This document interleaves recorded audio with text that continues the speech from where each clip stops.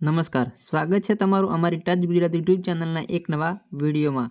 આંગણવાડી બહેનોના માનદ વેતનમાં વધારાને લઈને હવે આંગણવાડી બહેનોના વારે આનંદીબેન પટેલ પણ જોડાયા છે।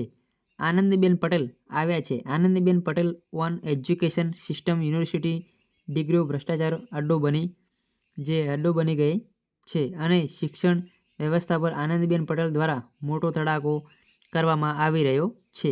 ગુજરાતની આંગણવાડી બહેનોને જે લાંબા ગાળાથી પગાર વધારાને લઈને માંગણી કરી રહ્યા છે તેને લઈને આનંદીબેન પટેલ દ્વારા પણ એક મહત્વનો મુદ્દો ઉઠ્યો હતો। તેમણે યુનિવર્સિટીની ડિગ્રીઓ ભ્રષ્ટાચાર જે હાલમાં ચાલી રહ્યો છે તેને લઈને પણ વાત કરી હતી અને આંગણવાડી બહેનોના પગાર વધારા માટે આનંદીબેન પટેલ પોતે વારે આવ્યા છે। આંગણવાડી બહેનોને તેવું તેમને જણાવ્યું હતું તો વિગતવાર મુદ્દો શું છે, શેના કારણે આનંદીબેન પટેલ આ મુદ્દો ઉઠાવ્યો છે વગેરે વિગત આપણે આજના વિડીયોની અંદર જોઈએ।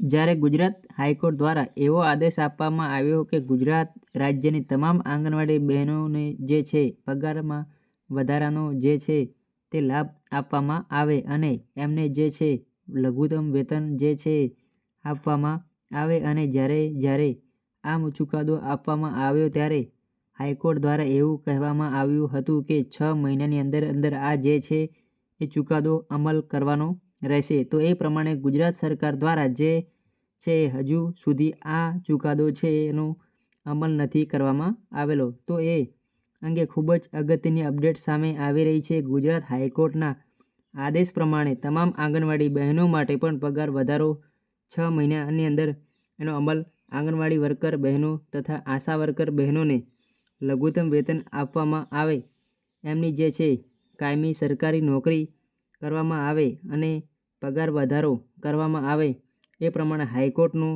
આદેશ છે। એ પ્રમાણે ₹24,800 અને જે પ્રમાણે હેલ્પર બહેનો માટે જે આદેશ છે એ પ્રમાણે ₹20,300 પગાર ચૂકવવામાં આવે એની તમામ અપડેટ આપણે આજના વિડીયોની અંદર જોવાના છીએ।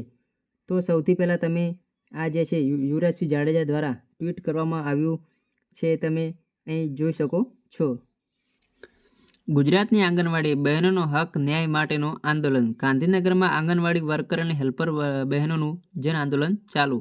આંગણવાડી વર્કર હેલ્પરને કાયમી કરો, આશા વર્કર ફેસિલિટેટરને કાયમી કરો। માનનીય ગુજરાત હાઈકોર્ટના તારીખ 20 ઓગસ્ટ 2025ના ઐતિહાસિક ચુકાદો છતાં ગુજરાત સરકાર દ્વારા હજુ સુધી લઘુત્તમ વેતનની ચૂકવણી અંગે કોઈ નિર્ણય લેવાયો નથી।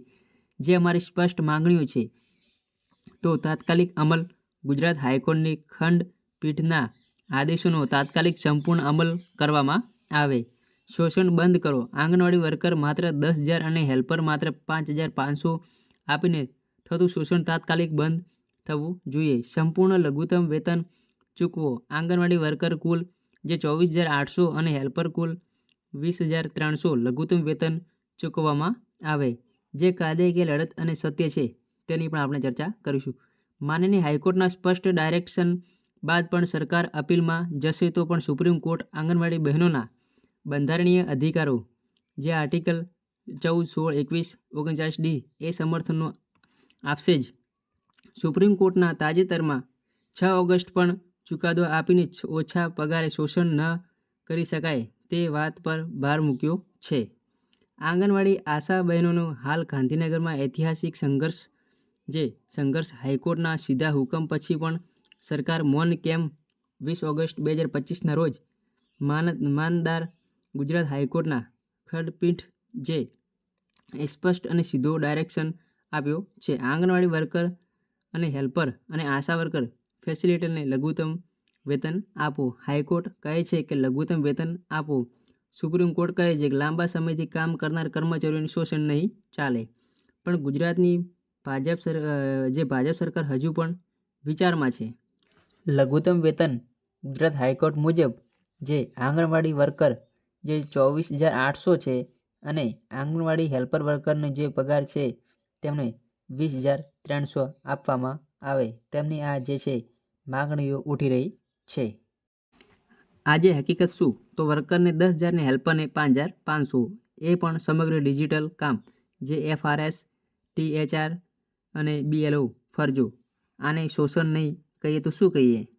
કોર્ટ કહે પછી નહીં.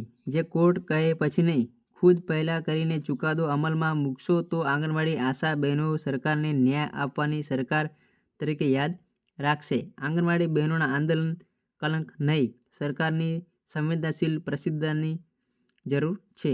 આ લડત કોઈ પાર્ટીની નથી, કોઈ સંગઠનની નથી. આ ગુજરાત કરોડો ગરીબો, માતાઓ અને બાળકો માટે કાયમ કરતી બહેનોના જીવન સન્માનિત લડત છે. નામદાર ગુજરાત હાઈકોર્ટના ચુકાદા મુજબ આંગણવાડી વર્કર અને હેલ્પર, આશા વર્કર જે ફેસિલિટેટરને ત્રીજો ચોથો વર્ગના કર્મચારીઓમાં સમાવેશ કરી તાત્કાલિક લઘુત્તમ વેતન ચૂકવવામાં આવે.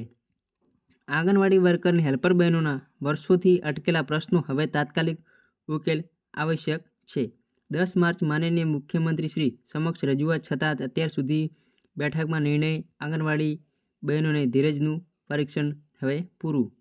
મુખ્યમંત્રીની માંગણીઓ અને સરકાર તાત્કાલિક નિર્ણય લેવી જરૂરી. તો જે નિવૃત્તિ વય છે 60 વર્ષ દેશભરમાં ધોરણ મુજબ ગુજરાતમાં પણ અમલ કરો. ડિજિટલ કામ માટે નવો મોબાઈલ 2022થી વચન મુજબ મળી ચૂકી છતાં આપવામાં આવ્યો નથી. FRS સિસ્ટમમાં ગંભીર તકલીફો. નેટવર્ક જે OTP, KYC, ફોટો કેચઅપ. ગરીબ લાભાર્થીઓ જે THR મળવાનું પણ અઘરું. શોષણ. આહારના દરોમાં વધારો જે 2019 પછી કોઈ વધારો નહીં. મોંઘવારી વચ્ચે વર્કરને ખિસ્સું ભરવું પડે. પ્રમોશનમાં વયમર્યાદામાં રદ કરો. જે પ્રમોશન છે વયમર્યાદામાં રદ કરો. એક વખત જિલ્લા તાલુકા ફેરબદલીની છૂટ. જે PF, પેન્શન, PSI જેવી સુરક્ષા યોજનાનો લાભ. આગોતર એડવાન્સ શોષણ, આહાર અને રકમ કેન્દ્રમાં ખાતામાં જમા કરો.